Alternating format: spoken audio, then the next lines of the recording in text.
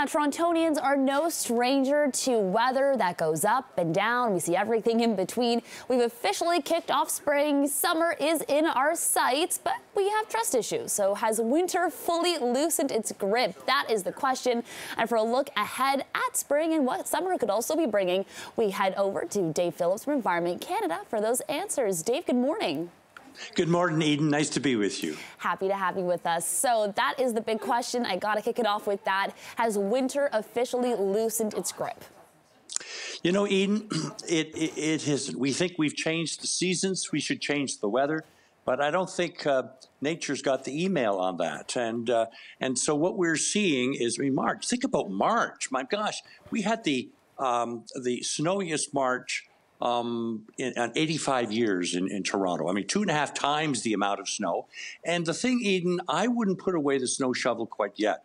I mean, typically after the first day of spring, Toronto typically gets 15% of its annual snowfall. That's about 16 centimeters of snow. So I don't think we've finished shoveling, plowing, and pushing. But, you know, I never shovel the snow in late March and April. I just wait. What nature giveth can also taketh away. And Eden, listen to this statistic.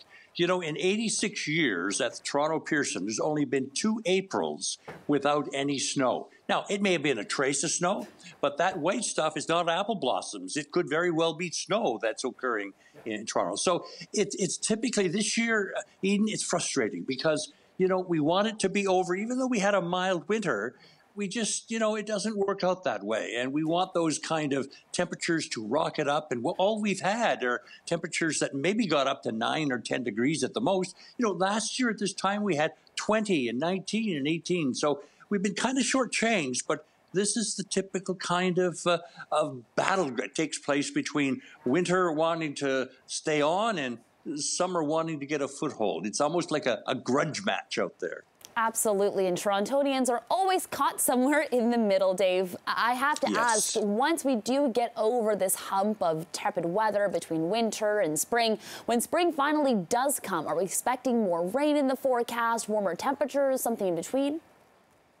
Well, I think what we're going to have to deal with, Eden, is for the next, say, 3 weeks, up till, say, the middle of April. We don't think this thing is going to change. And what you're going to get are kind of teasers, little, in a couple, 2 or 3 days, Bill report on a little warm spell coming, and then you're back into the cool air. So it's this back and forth. And your clothes closet, I mean, you've got your winter gear and your spring jacket right there front and center. And in your garage, you've got the snow shovel and the rake side by side. I mean, this is the kind of back and forth yo-yo kind of weather, very, very boisterous, and a lot of weathers occur at this time of the year.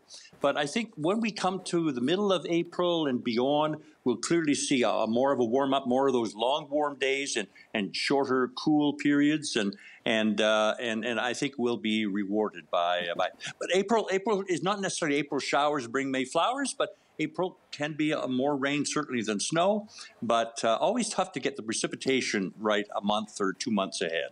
It is hard, but you know what isn't? People dreaming about summer, Dave, thinking about all the beautiful temperatures. Are you seeing that kind of summer for us up ahead, or do you think it'll be more of a rainy one?